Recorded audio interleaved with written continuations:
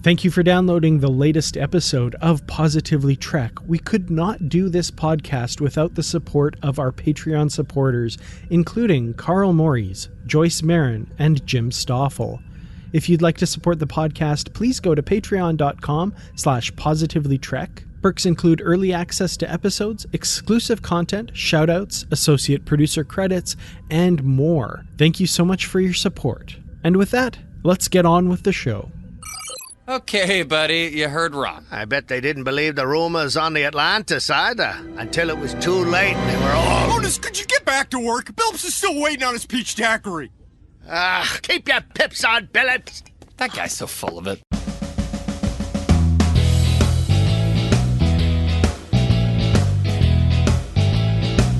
Mugato, Gumato, Gumato, I don't know how to pronounce it. It's all over the board. Hi, welcome to Positively Trek. I'm Bruce Gibson, and I'm so glad for all of you to join us to talk about the latest episode of Lower Decks.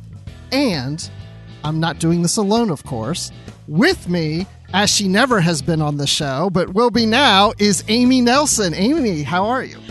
Hello, Bruce, and hello. Thank you for having me on Positively Trek for the very first time. It will not be the last. Because you are a positive person when it comes to Star Trek. Absolutely. And I love listening to your show, so thank you. It's just an honor to be on. I wish Dan was here, though. I know, and he does too, believe me. But anybody who's listening, there's a 90% chance he's going to be back for the next episode.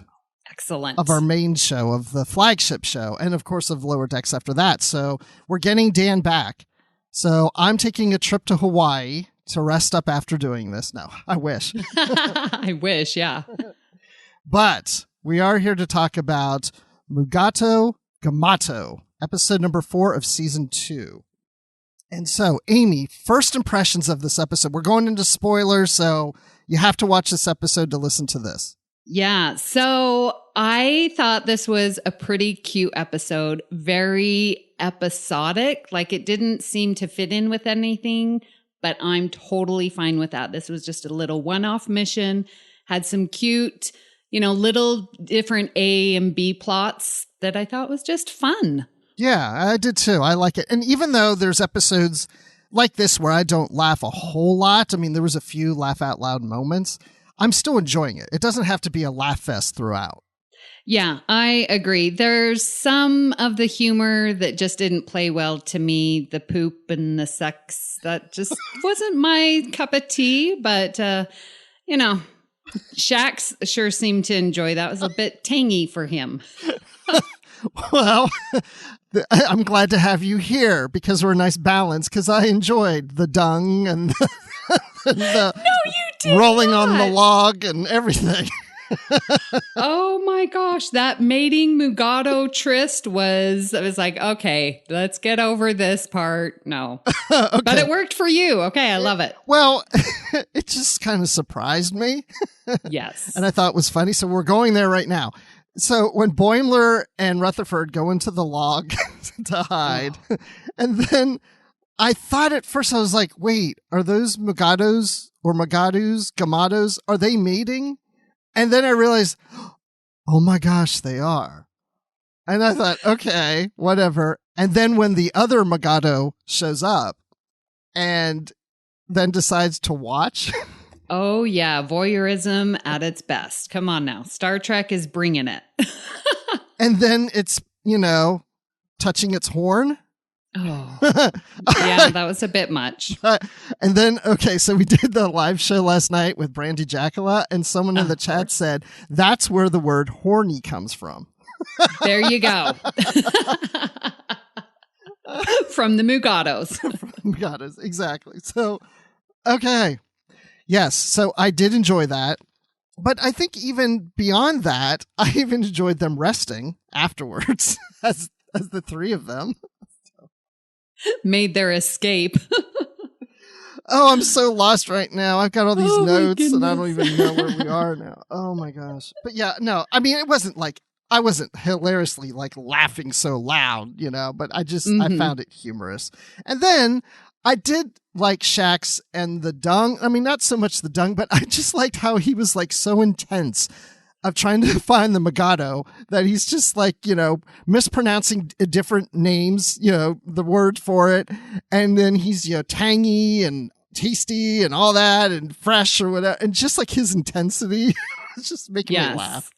And Mariner and Boimler's reaction, like, I think we're on the trail. You don't need to do that anymore. And then their throw up faces. That was funny. Yes. Okay, so now let's talk about the very start of this episode, because we had Boimler and Rutherford, and they're playing anbo-jyutsu from TNG, which we saw Kyle Riker and his son doing that. And the beautiful outfits were just perfect. I loved it. The red and the white, perfect. Have we ever, I'm sure someone's cosplayed that. Did you see that any like that this year? Oh, not this year. Okay. It's pretty slim pickings, but we've seen it before at STLV. I'm sure. I think that thing would be hot to walk around in all day. Yes, agreed. Now, I did have a question at the very beginning. Those scientists that were, searching for the Gumatos, and then they found one, their faces like changed out of fear because it came out of the bushes. What was that? Do you know what that is in reference to? Like, why did their faces go round all of a sudden? Because they're denobulins and like Phlox. And I don't know if did we ever see Phlox's face do that? Not that I didn't know what this reference was. I think that's what it was supposed to be. Like, I think his, because he can do that weird smile real big or whatever and stuff. And I think I do remember something about his face flaring up at one point. Not quite to that extent. Right. Okay. But denobulin, got it. That's what I think that all is. Yeah. Okay. So I have in my notes puffy faces. Yes. That was quite interesting. I was like, oh my gosh, what's that reference? So I had to ask the expert. Yeah. Well, no, the expert's not on the show right now.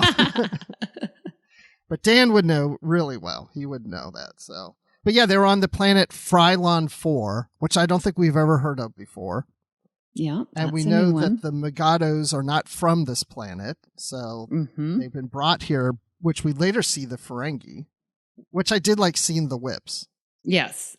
That was hilarious. I love Lower Decks laughing at itself when Mariner's like, are you guys like the last outpost Ferengi? Like, totally funny, because I just covered the last outpost on Galaxy class. So it was very fresh in my mind with the fur outfits. And then we've got this Ferengi wearing the fur. Absolutely throwback. Loved it.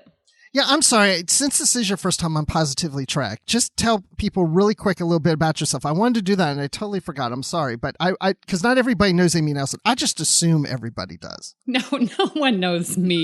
Everyone knows you, Bruce. Well, Bruce and I, we met over on Trek FM and have a wonderful friendship. Every time you come out to Vegas, we get to go to dinner. You've got some conferences and stuff. But we have a podcast together, and I really love Next Generation. So I have my own podcast called Galaxy Class. And then I'm also hosting All Good Things, which is about all of the classic Trek. And yeah, been in the podcasting world about going on 4 years in November. Oh my gosh, Bruce. No, I thought it was longer than that. It's longer, hasn't it? I don't know, because we met... Yeah, 5 years. Yeah, that sounds right. Yes. Yeah, because the 60th, or the 50th. Yeah. And then I podcasted after that. Yeah, we met at the 50th fan event at Paramount Studios. The first time we met, even knew of each other, was at that. And I was just getting ready to start Literary Treks. Yeah. So I remember... and I was just a Uber fan. Yes. I just was, fangirl. And I remember saying, well, I'm told it's a secret, so don't tell anybody, but I'm going to be doing Literary Treks soon. So you'll be hearing me on Trek FM.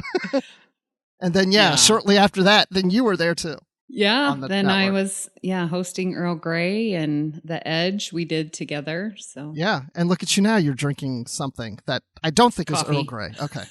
Yeah. It's that Ratigino. Sounds lovely. Well, I bet bartender Honus didn't give that to you because, he's got all the secrets of what's going on in the Cerritos. He does, as does every good bartender.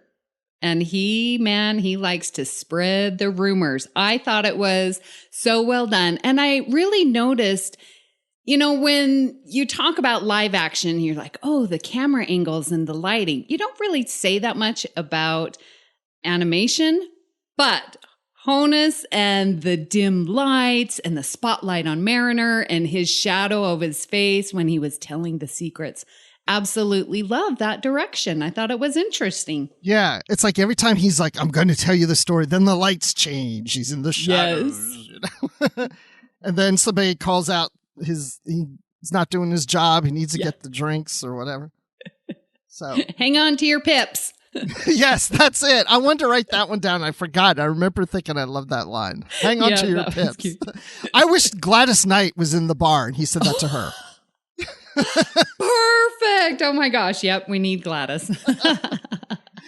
Like it'd be on the holodeck and Gladys Knight said, hang on to your pips. And she's like, they're here. Don't worry about it. I got them. But yeah, he starts telling Boimler and Rutherford, like, what do you know about this Mariner? She's a secret black ops in Starfleet. She's a killing machine. You don't really know her. Look at her over there.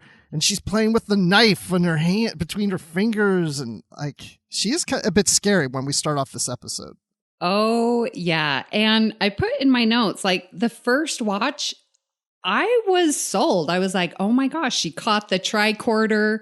Like that was crazy. She's like, did you see that? And they're like, oh, maybe she's got some skills. They just got beat up from anbo-jyutsu and now she's pulling this. And oh yeah, I was believing it all through the episode. Really? I was believing some of it too. But I was wondering, like, is this true or not? Because they've made her very mysterious. She has served on 5 ships. Last episode, they said she served on 5 ships. We know she served on Deep Space Nine. She's still an ensign. But she's been around for a while. What is going on? Like, there's more to her story, and we're getting little bits and pieces. Like in this episode, we're told she served on the U.S.S. Atlantis. I don't know if we knew that before, but I just feel like we're getting little bits, and I'm just wondering what do we not know about Mariner?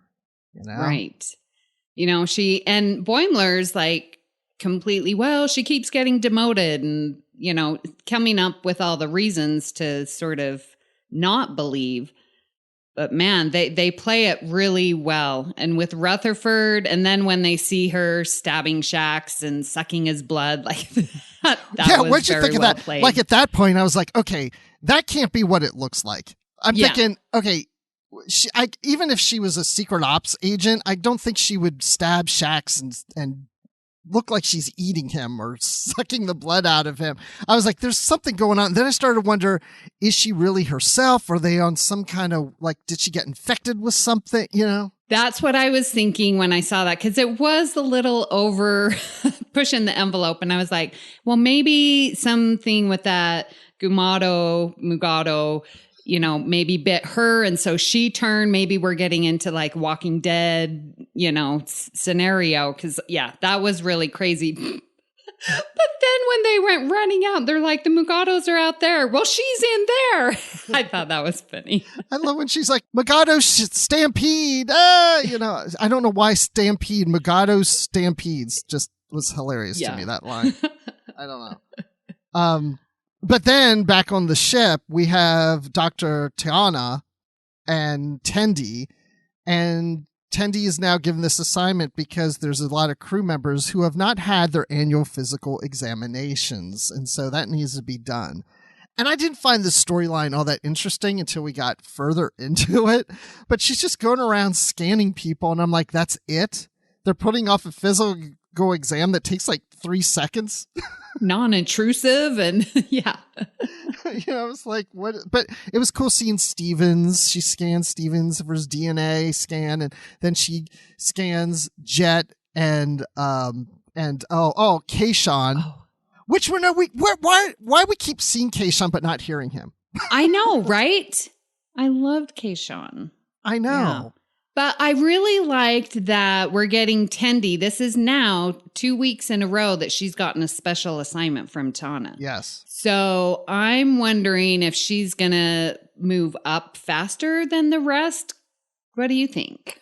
Possibly. Yeah, because, she's giving these solo assignments. Mm-hmm. I mean, last week she chose to take Mariner with her. She didn't have to do that.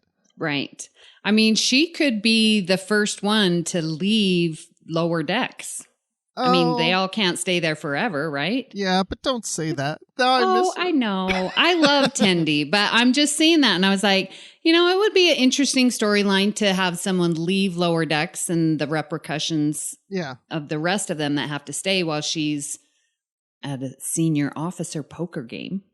Well, I mean, they are kind of building towards her confidence because we see at the start of this that, the other officers are pushing her aside when this is her patient to deal with.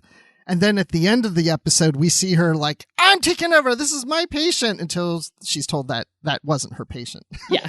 By the doctor, though. Yes. So what did you think of the doctor having her little kitty spat? Because she's the one patient at the end that wasn't identified that Tendi figured out that even the own doctor doesn't want her own physical exam. Well, you always hear doctors make the worst patients, and so we're just going along with that trope. But I thought this scene was absolutely cute. I grew up with cats in the house. My mom was a cat person. All the time, we had cats. And so I have had my fair share of chasing kittens and cats and looking under the beds. And oh my gosh, it just took me back, and I absolutely loved it. I love seeing Dr. Tana go into that feline flight or fight. Yes.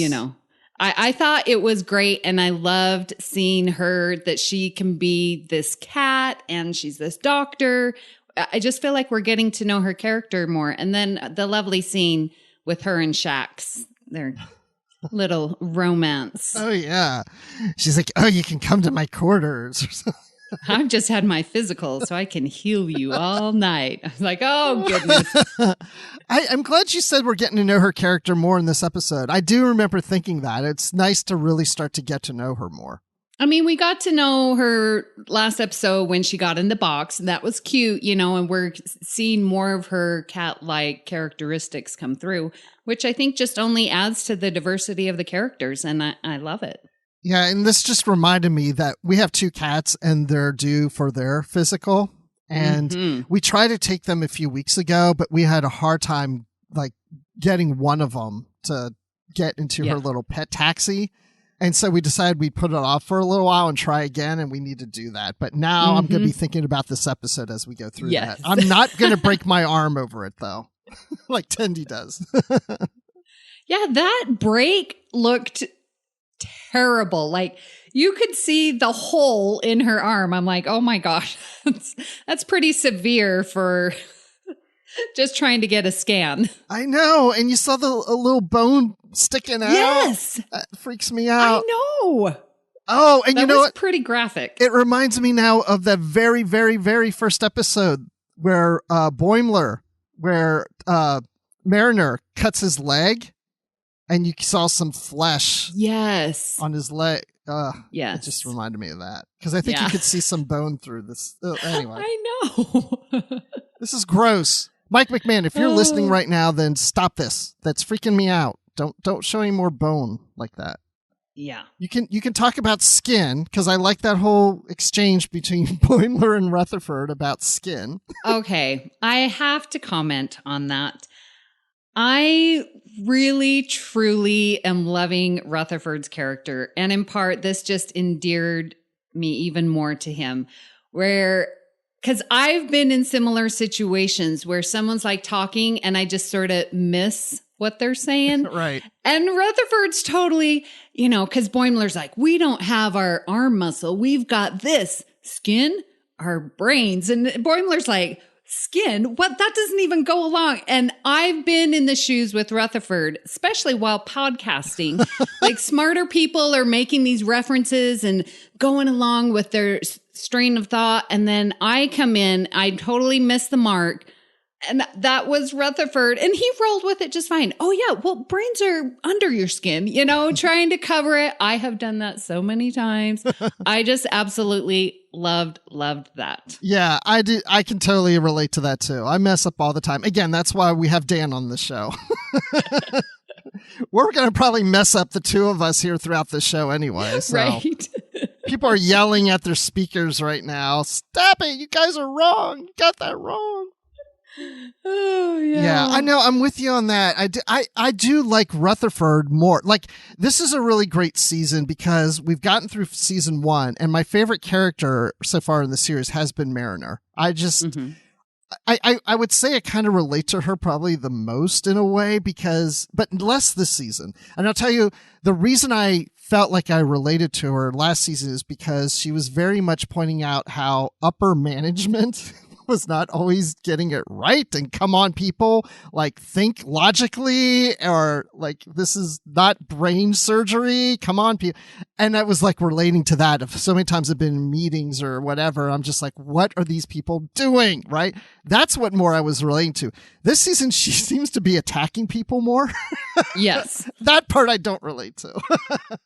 I think you just relate to her because you really are in Section 31. I am a secret agent. Yes. I am wearing black right now. So I know I remember when they made the announcement of Section 31, you were all over it and you want to see the show. And I still do. I still really want to see that. I just wonder where Georgia lands. Okay, we're going to go on a little side tangent because that's what you get with me. I'm going on side tangents here. So why is my accent changing? Anyway, I don't know why, but I have a comment about that, so don't let me forget. Okay, so I want to know, and I want to know what you think. Where does Georgia land after she goes through the Guardian of Forever? Where do you think she ends up? That is a very good question. Or where do you think you want her to land up? I think, and this is just as of right now, because, you know, our opinions change, but wouldn't it be amazing if she went back to the Enterprise mirror universe? Oh. Yeah, because we know further back in time, the streams are a little closer, right? So even before Pike, go back to Enterprise, where the mirror universe, where I felt Enterprise did the mirror universe best. And then we could pick up some storylines from Enterprise. Oh, I'm so giddy. I love that idea, actually. Wouldn't that be great?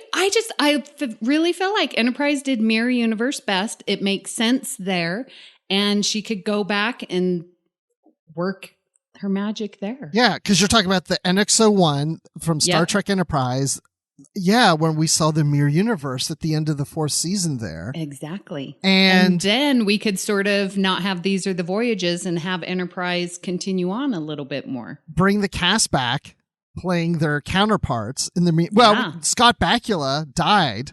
Archer died in that episode, but they probably can't afford him anyway. I don't know. But they could bring in, and then we have, Empress Hoshi Soto there.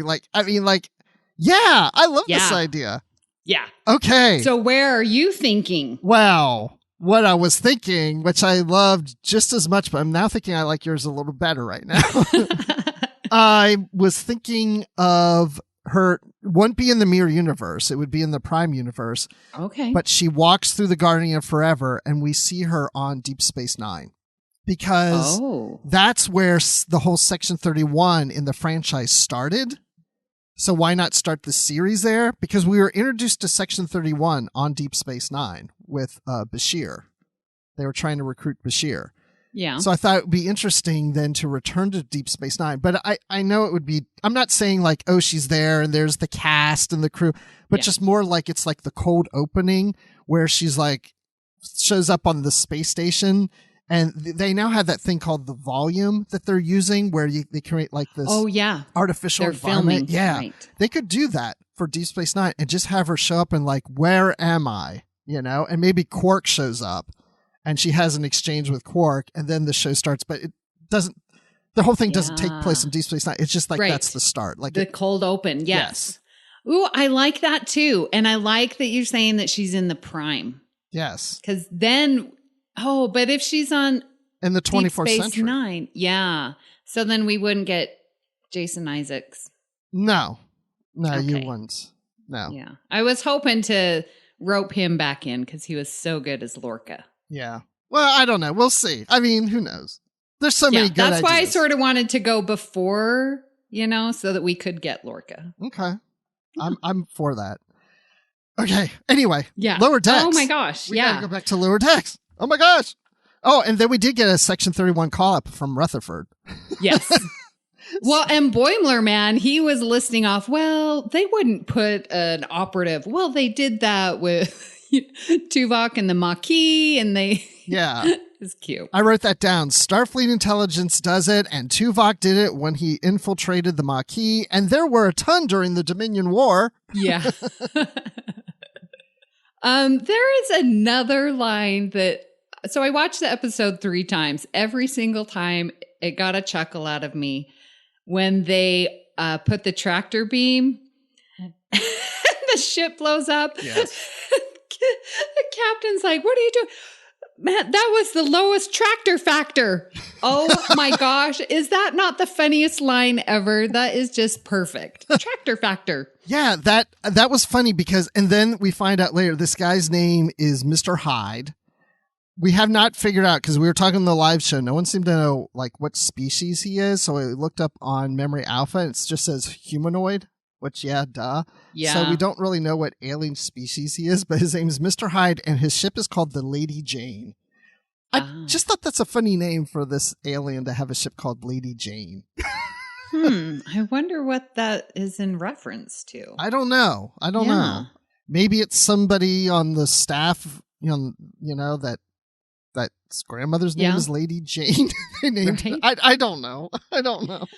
So it was interesting because Freeman, was warned, well, this is what's happening and they're pretending to lose ships and stuff. So I'm like, okay, so here's this guy. Is this the first time he's doing it? Then how could it be a pattern? And if it's not the first time, how is he getting all these ships? I assumed that keep blowing up. Yeah, I assumed that this is not the first time, but yeah, that he's getting multiple ships somehow. I mean, he could have taken them up on the offer, right, of the shuttlecraft, and then he takes the shuttlecraft somewhere, does the same thing with another ship, and everywhere he goes, he acquires another ship through it. I don't know, because he gets the whole Gumato, so as they said. Well, yeah, because I was like, well, if he leaves with the Starfleet shuttle, then the next time he tries to pull it, a Starfleet shuttle is not going to break apart under anyone's tractor beam. So I don't know. That sort of threw me off. I was like, I don't know. Unless he puts it like on a self-destruct when the tractor beam comes on to make them think. Oh, well, yeah, okay. I don't know. They'd have sensor readings for that, but we didn't investigate fully. You're trying too hard to put logic into a cartoon. But that's what we do as Star Trek fans, right? So. Yes, absolutely. And can we talk about Rutherford and Boimler saving the day? Yes. With the PowerPoint presentation. Yes. I want you to talk about that because, and for those who don't know, because you didn't hear us talk before the show, before we started recording, I told Amy that I asked her to be on this episode. And after I asked her, I realized that was a great call because it didn't occur to me until after I asked her. And I'm going to let her tell you why. Well, a couple of things. I am in love with them coming with their PowerPoint presentation to talk about the cost benefit analysis for greater long-term profits. Absolutely using their brains instead of the brawn, and getting to recognize the diversity. And then Mariner being so impressed. These geeks are going to get us out of here with their diplomatic and saving us, negotiating us to safety using the power of math. And I'm like, what? So listeners, I'm a math teacher. And when Tilly in Discovery is like, that's the power of math, right? When they got themselves out. Absolutely love it. And what I love that Lower Decks is doing differently than what they did in Discovery is use math in a different way. We see it all the time with sciences and stuff, but math is used everywhere in the business world as well, in addition. So we're getting to see the versatility of math. And I love that Star Trek is highlighting it. It seems to be very forward with their stem push. And I, for one, am loving it. Absolutely. That's so great. I'm glad you're loving that too. And yeah, I mean, hearing that line, anytime I hear math, I think of you, in Star Trek, because you are a math teacher and you love Star Trek. But you're right. I mean, we do use it probably more than we think we do everyday life. I'm just even thinking my job. There's so many times we're on calls with the owner of our company, and he always says, like, don't explain things to me, just throw me numbers. I work better with numbers. And then you say, like, okay, well, we can get this many to sign up at this rate. And he goes, okay, so that would mean we would make this in a month, which means in 12 months we would make this. And he's doing off the top of his head, rounding it. Wow. Yeah. And it's like, and we have to be on. I mean, we're always throwing numbers out because that's what speaks. That's what, that's what the business is about, is numbers. Exactly. And that's exactly how you talk to Ferengi, this capitalistic society. That's how you do it. I just realized that the owner of our company is a Ferengi then. Yeah, he must be. No, I don't think he's quite a Ferengi. He's better than that. But yeah, that's so great. I'm glad we talked about that, because that was one thing I did not want to miss. If we had finished this episode without talking about that scene, I would have been really disappointed. Well, and I liked how, they sort of started us off with, like you said, that compromise game, Diplomat, and how TNG Picard that is. And then to use that with math at the end to save the day was a very nice bookend to the episode. Yeah, and I wanted to ask you about this, because you and I have not talked since Lower Decks premiered. Like, it's sad. We are failing on our friendship. Yes, we are. But, the pandemic and everything's weird right now anyway. So I do want to know from you, because you're a huge TNG fan. Of course, you're a huge Star Trek fan, but TNG is the primo top of the list. Mm-hmm. What do you think of Lower Decks being such a big TNG fan? Because it's a love letter to TNG. Absolutely. And seeing Riker and Troy on it just, makes me so happy. And they throw these TNG references and a lot of TOS too. I just sometimes miss it. And thankfully, I podcast with others who keep me up on the TOS references. But I love it. I love that we're getting back to more of this episodic TV. But the references and how they say it and how they present it, they're laughing at themselves, which is the perfect for a cartoon. I think it's perfect. And laughing at all the silly TNG, like the last outpost Ferengi. We all know that's hilarious and what a bad start they got. And so we're laughing at it here. And it's just perfect. And it's like sort of smoothing everything over. It's like, oh yeah, it was a rough start, but look, we can laugh at it and we can still enjoy it, even though it was not the best. Yeah, because it really does show that they know TNG and, like you said, TOS or any Star Trek, but it seems to play more on the TNG angle of things. And it really is something that they're showing, that we're poking fun at something we love, that we enjoy, and they're doing all these little references. Like, to me, if, Amy, you were creating a Star Trek cartoon that's supposed to be comedy, I think you would do something very similar to this. Agreed. Yeah. And just the little one-off lines that don't really mean anything, but add that context, and you get that from them. And you're like, yeah, they know Star Trek from some of their deep cuts. They know it and they love it and they're paying homage to it. I think the only difference is if you did a series, it would feature Troy in every episode. Of course. But Jonathan Frakes has been so funny on this. I wanted to ask you, and I know this was more from last week, but we see Riker obviously in TNG and in all of the movies. And then we don't see him for a while. Now we're getting to see him here, but we also see him in Picard. Now with TNG Riker, we know and we've seen him progress. And then in Picard, like, he's retired Riker, but still comes out to save the day, obviously, end of Picard. But in that middle, we have Lower Decks Riker, who seems so abrasive, so action-oriented, so throwing the rules out. Like, how are you connecting TNG Riker with Picard Riker with this Lower Decks in the middle that just seems so out of character from the start and end. Yeah.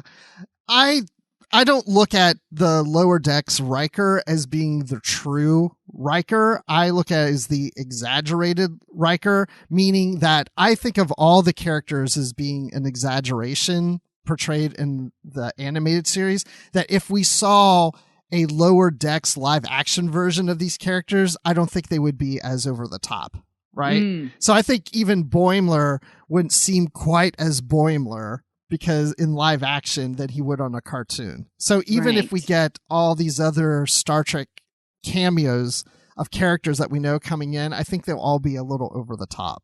So did you think Tom Paris was over the top? Not necessarily in the way how he acted in the series, but I do think that I don't think he would jump so much at the whole Kazon thing like that. So, and I don't think he would speak through a plate. Of course, but no, I just think things are a little exaggerated. But outside of that, I do think that Riker may be a little more action oriented at this time because he's leading the Titan, and it depends what kind of missions they've been on lately. Because it is kind of indicated as if they've been involved in a lot of things, and that they're forgetting that, you know, why did they really join Starfleet to begin with? And as time goes on, I'm sure the type of missions they go on changes, and the types of assignments he has or other ships he might take over changes. So he kind of probably, you know, fills in the role that's needed at the time. Yeah. Anyway, that's my Riker philosophy. Yeah. So what did you think of Patingi? Oh, that's so good. I was just going to bring him up. Okay. I thought he was funny because, well, just because he was a short-lived character. He reminded me of like the crocodile hunter, you know, out there looking for something and like, I know it all and all this stuff. I like the fact that he leads us to believe that maybe he has written 5 books on Mugatos, but really he's only read 5 books. I thought that was funny. And he does say Mugatos, or so, I forget. He says, they all say it weird. That confuses my mind as to how you actually pronounce it. Yes, Mugutos was even said. That's it. Mugutos, whatever. You say tomato, I say tomato. Exactly. So I thought that his character was very telling and a commentary on social issues of here we have this layman pretending to be a scientist and knowing everything, and this biologist, and he's only read a few books. So he wasn't truly the scientist that he was. Well, he didn't proclaim to be. But well, he said he was a renowned biologist. Right. Yeah. Okay. So even better. So he's saying he's this biologist, has no credentials, but is getting others to follow him. And I'm like, let's not follow the wrong layman. Let's follow scientists, real scientists who have degrees, because otherwise we might end up like Patingi and getting our heads bitten off because we followed the wrong crazy scientist. That's a good point. And I will just leave it there. Yeah, like maybe he read books, but if it was in today's day and age, maybe he'd say, well, I've read a lot of things on Twitter and Facebook, and so I went out there, and now I'm an expert, and you're not. Yeah. When so many people are claiming to be experts on the coronavirus and stuff like that. It was very, I was like, oh my gosh, that's exactly what you see, people talking and not knowing, and then others following. And it's like, no, please, let's just follow the science and not what people think that they know enough. Yeah, even Boimler and Rutherford were like, oh, he seems to know what he's talking about. We'll follow him. He sounds like he's an expert, right? But he's not. Right. Yeah. Yeah, you can't take it at face value. Yeah. Speaking of, what species was he? Yeah, right? Oh, wait, I have to look. That one I didn't look up. I'm going to look him up right now. So, Patingi. Okay, so Patingi, let's see what Memory Alpha has to say. A Tellarite. I was wondering. Oh. We talked about this in the live show, but he didn't quite look 100% Tellarite to me. I mean, the nose did, but I still wasn't too sure. I mean, yeah, you said Tellarite. I was like, oh yeah, that makes sense. Yeah, I mean, memory alpha isn't the official word, but I mean, we'll go with Tellarite, or it could be a hybrid of a Tellarite and something else. Or anyway, not all Tellarites look alike anyway. So that's right. You know, what do I know? I'm not a Tellarite expert. I've read 5 books though. Yeah, that have Tellarites in them. So there you go. I podcast about it. I must know.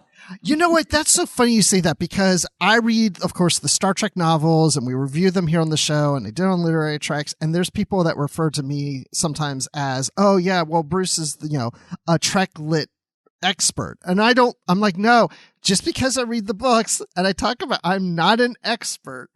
Yeah. on the novels. Dan's the expert. Well, you've got an expert on the show, so. That's right. Now, Dan's hearing this and rolling his eyes going, no, I'm not an expert either. But anyway. Yeah, none of us are experts. We just like talking about it. Yes. But one thing I did like about this episode, among other things, is we always get these character moments, because Mariner's like, why are you guys acting this way? Why are you treating me this way? And Boimler and Rutherford are questioning if, Mariner, is she really a friend? If she's like the secret ops officer or something, or agent, and is she just using us, or is she just hiding behind us because we're lower decks? And so we do find out when Mariner gets trapped in the booby trap that, well, first of all, she doesn't want to get eaten alive. So, and the Ferengi are on their way, or whatever's going to happen. But we have this moment where they find out that she acts like the way she does, and she made up this whole story about being a secret agent because she wants to keep jerks away. And they're like, and she can't believe they would believe a story like this anyway. And they're like, well, you're such a great person that we wouldn't think you'd want to be friends with someone like us anyway. And she's, oh, like it's all sweet and you want to hug, It is, yes. That was the feel-good moment. Yes. And it's interesting because they're sort of following that storyline of questioning, like, who is your friend? Because with Rutherford and Tendi, like, Tendi was worried because Rutherford, with his change, with his ocular things, like his personality, he likes pears now.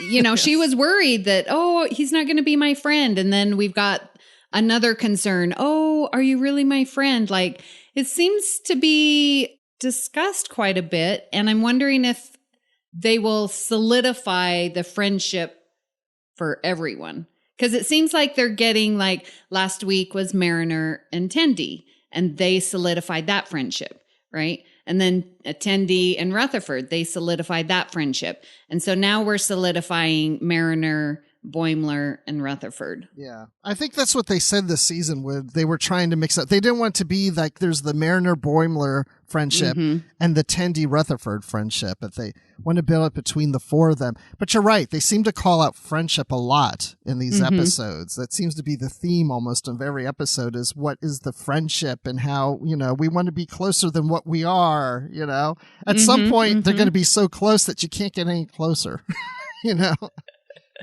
Well, and, plus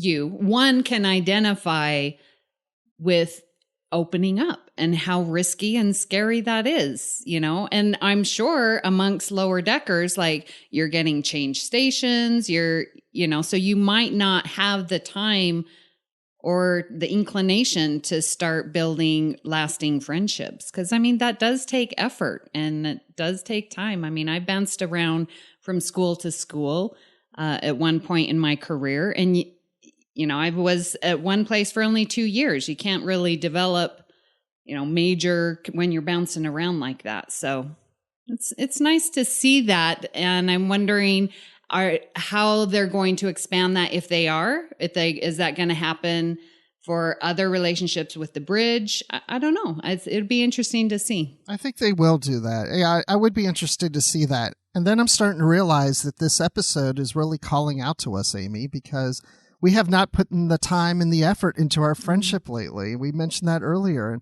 And now we've learned a lesson at the very end of the episode. So yes, I'll talk to you in another 2 years. Okay. No. One last thing. Well, not one last thing. I want to talk about the beginning and the end. One thing at the beginning is when we get the theme song playing, we're seeing more ships attacking the Borg. Did you notice that? You know, No. Yeah, go back and watch it. There's like Klingon ships now and stuff. Like every week, they're like building more and more ships into that battle scene. Ooh. Yeah. At first, I was like, wait, did I miss this before? I'm sure those Klingon ships weren't there before. And then when we did the live show, people were like, yeah, that was new. So we may be seeing different ships or added ships every week to that. Wow. Okay. So is that like a premonition of what's to come? I don't know. Or does the Cerritos show up to different Borg battles that look the same all the time, just with more ships? And they turn away every single time. And that's what I want to see. Well, we see at one point the Cerrito actually go into the battle and fight it. You know? Like, why would it be in the opening sequence? Like, that's got to be something to come. I don't know. Or they're just playing around, having fun with it. I don't know. Okay, we need to know. I need to know. We have to ask Q. He knows. Yes. So then at the end of the episode, we have Kink's Mugato land. Yes. And Mr. Hyde has to shovel the dung there. Because they have to open up a gift shop. Exactly. It's all about marketing. It's all about marketing. And I'm hoping that Star Trek will take a little lesson from today's episode and start marketing a little bit more and get some profitability out of us fans. Oh, I'm sure they will. You know what? One thing I want is the Gorn doll that was in Freeman's shelf. So when Mr. Hyde was like, oh, I need a shell and I need this and that, he wants all the things there. He wants a little Gorn doll. I have a little Rey doll from Star Wars that I got at Galaxy's Edge at Disneyland. Oh. And so now I want one of the Gorn. So I'll have Gorn and Rey fight each other. Perfect. So I want a little Gorn doll like that. But here's the funny thing about it, like how we are as fans and canon and everything needs to connect. You have something like Memory Alpha, which I just referred to earlier. How does Lower Decks work into the Memory Alpha stuff? Like, as a serious Star Trek fan, you're looking for certain things, and then you get to Kink's Mugato land in there, and you just go like, is this really now real? I guess. Well, they had in Discovery season 3 that sanctuary for that animal with Book. I know. Yeah, no, I know. Yeah. So, I mean, it's sort of like you're saying, it's real life taken to the extreme. Exactly, yes.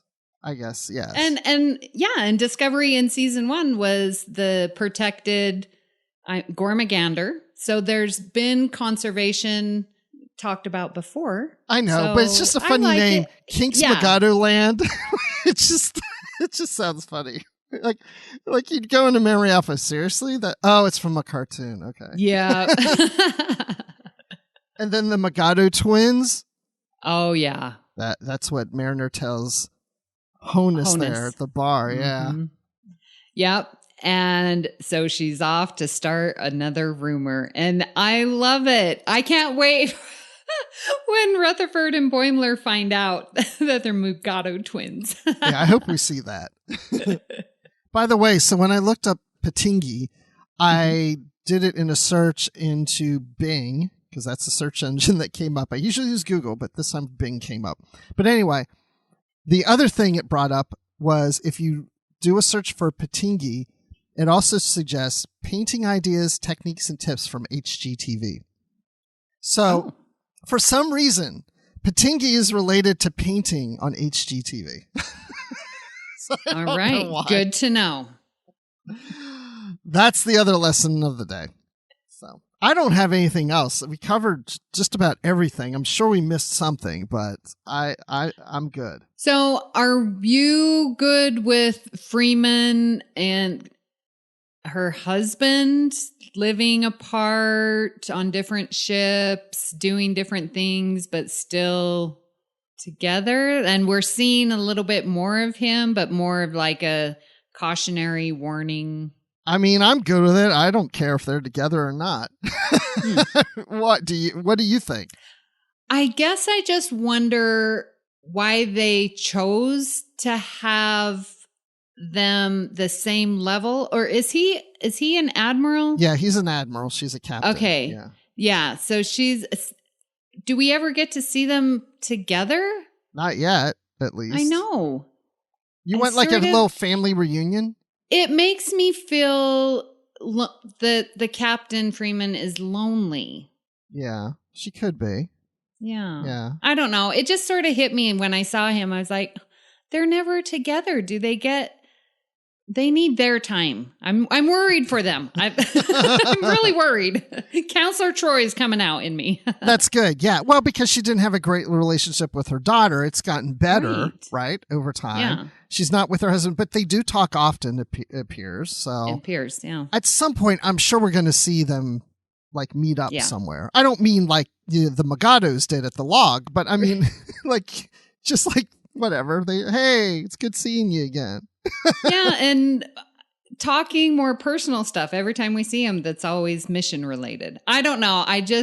I really appreciate Captain Freeman, and I really liked her after listening to, do you listen to the Pod Directive with Tawny Newson? And yes. Yeah. And so they had the mother show, and they had Tawny Newson's actual mother and then her cartoon mother. Yes. And Don Lewis. Was Don Lewis. Yeah. What a wonderful podcast. I absolutely loved it. And I fell in love with Captain Freeman. And so I want to see more of her. That's all. I like Don Lewis's Jaleesa on A Different World too. So that was back in the day in the 80s. Oh my gosh. Yeah. Well, I was in college at the time that show was on. So it was like the perfect time to watch that. So, wow. Yeah. I don't know. I think that's it. Unless, do you want to give like your final thoughts on this episode? It's been interesting watching Lower Decks, because when they first made the announcement, I was like, oh man, I just don't know how I'm going to do animation. I'm not a big cartoon person at all. I didn't watch Rick and Morty, I've seen maybe 2 episodes of Simpsons. I just don't do it. But after giving it a chance, I really am enjoying, and I'm easier to say, yep, that humor wasn't for me, and still roll with it and still enjoy it. Like I mentioned at the top of the episode, there's some things that it didn't work for me, but the other things that do, I really enjoy, and I'm love seeing what they're doing with Star Trek. And I love, again, this diversity and how much we're getting for all different types. I mentioned on another podcast, I was able to wear my Lower Decks uniform into school one day because we had Spirit Week, and it was aliens versus cowboys, which I don't know what that is in reference to, but I'm like, aliens, Star Trek. So I wore my Lower Decks uniform, and of course kids know I'm into Star Trek. And so, I got I like your uniform, da-da-da. But I had, Bruce, 2 of my students come up and say, that's a Lower Decks uniform. They knew specifically that it was Lower Decks. And I'm like, this is exactly the best time to be Trek, because we're getting these new followers, new watchers coming in, and then they're going to be a little bit more curious because I'm now telling, oh, well, this is my favorite season and this is my favorite series. And they're actually understanding it a little bit more. So I'm excited. Yeah. I'm excited where Star Trek is going. That's good to hear. And I think it is important that how they've been doing the different series, that one can be a little more this direction, the other is more this direction. This is for this audience, this is for that audience. Mm-hmm. We have Prodigy coming out that's geared towards even younger kids. And of course, Lower Decks has its own sense of humor and its approach to Star Trek that's different from other Star Trek series.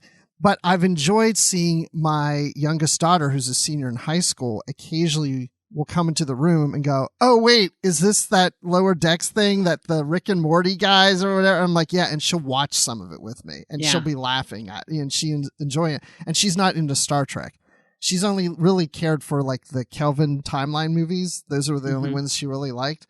But just seeing her watch that. I don't know if that's going to have her watch any other Star Trek or not, but yeah, just to expose that. And I didn't realize you had a Lower Decks uniform.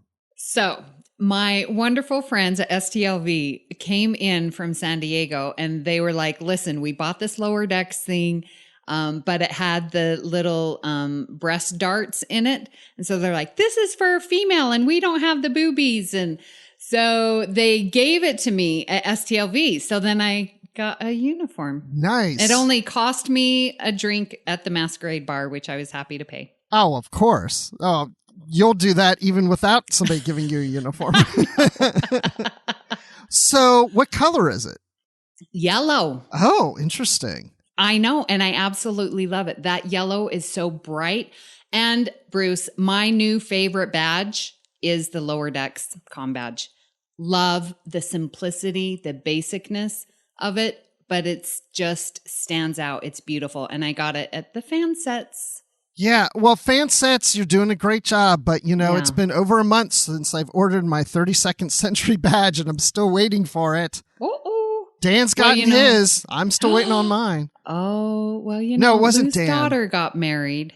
Who? So he's Lou's, the owner. Oh, okay. Yeah, so he's in wedding mode right now, but I'm sure we'll get it out as soon as possible. He's great. Okay, cool. Yeah, I know I'm going to get it. I'm not in a Yeah. big rush anyway. No, it wasn't Dan. It's somebody else I know that got it. I can't remember who, but someone I know already got there. Oh, it was Brandy Jacula. She got hers. Oh, yeah. So anyway, well, that's cool. I didn't know you had I have to look. I want to see a picture. I did not notice that. I didn't. If it was on social media, I missed it. No, and because STLV was my first week of school, I really was only there Saturday all day and Sunday because I had to work I and I know. couldn't take it off because Well, it was the first week of school. And I hear it's going to, well, yeah, I remember you complaining about that last year. So I have talked to you Yeah. sooner because I remember us talking about this and you're Yeah. like, why they do it later? Because it's the first week of school and I can't take off when the first week. And then I hear that it's going to be a little later in August, but Yes. you may have more flexibility to take off. Absolutely. Okay. Yeah. I will be taking those days off and I will be back to Trek Amy in full form. Nice. Well, maybe I'll get to there next year. We'll see. I know it's Yes. not the Rio, but Yeah. that's fine. I'm fine with that.